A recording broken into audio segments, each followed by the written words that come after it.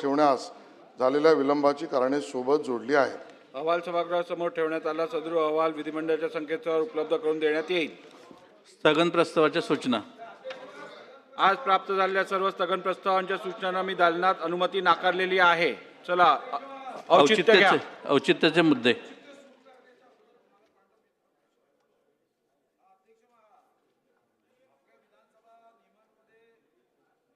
नुसार ही तरतूद नक्कीच आहे की विधानसभेचं कामकाज मराठी किंवा हिंदी किंवा इंग्रजीत चालेल. एक पण अरे साहेब, अध्यक्ष महाराज, ही महाराष्ट्र विधानसभा नियमात तरतूद नक्कीच आहे. पण अध्यक्ष महाराज, साधारणतः मीही 95 पासून आहे, इंग्रजीमध्ये आपली कार्यक्रम पत्रिका कधी मी तरी बघितली नाही. आता माझ्या प्रिझन वर्गमध्ये इंग्रजीत कार्यक्रम पत्रिका मी तुम्हाला देतोय. अध्यक्ष महाराज, ऐकून तर घ्या ना.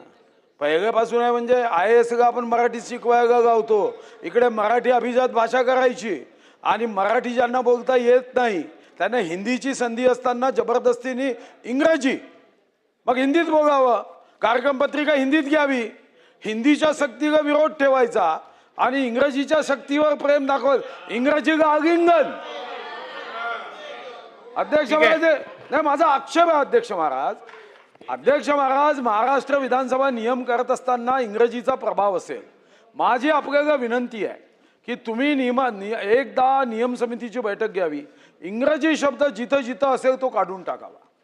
मराठी शिकलीच पाहिजे, अभिजात भाषा आहे.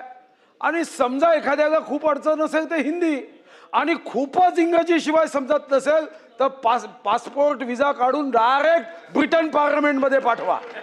हे काय पद्धत आहे अध्यक्ष महाराज? इंग्रजीमध्ये कामकाज पत्रिका दे साहेबांना. साहेबांच्या मागे कदाचित इंग्रजी जास्त चालताय की काय माहित नाही. सुधीर भाऊ, माध्यमांना हिंदी आणि मराठी बद्दल खूप लिहायला आहे. आता तुम्ही त्याच्यात इंग्रजीची ऍड करू नका. आता आपण पुढे जाऊया. ठीक आहे, या संदर्भातलं रुलिंग देऊ दे. आता थांबा. बघा, नियम 22 प्रमाणे आपल्या सर्वांना माहीत आहे या सभागृहातल्या कोणत्या भाषेत आपल्याला चर्चा करता येते, या सभागृहातलं कम्युनिकेशन कुठच्या भाषेत होऊ शकतं. त्याप्रमाणे आज नव्हे तर सुरुवातीपासून आपण इंग्रजी आणि मराठी या दोन्ही भाषांमध्ये आपण आपलं ऑर्डर ऑफ द डे हा नाही 100% मी सांगतोय.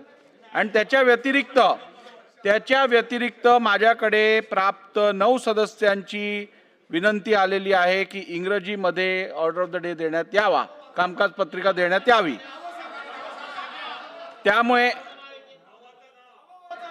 त्यामुळे मला वाटतं या विषयात आता अधिक काही बोलायची गरज नाहीये. आपण पुढे जाऊया. चला औचित्य का.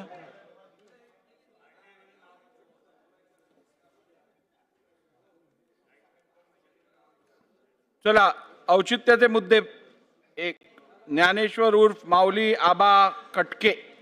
अध्यक्ष महोदय, माझ्या मतदारसंघ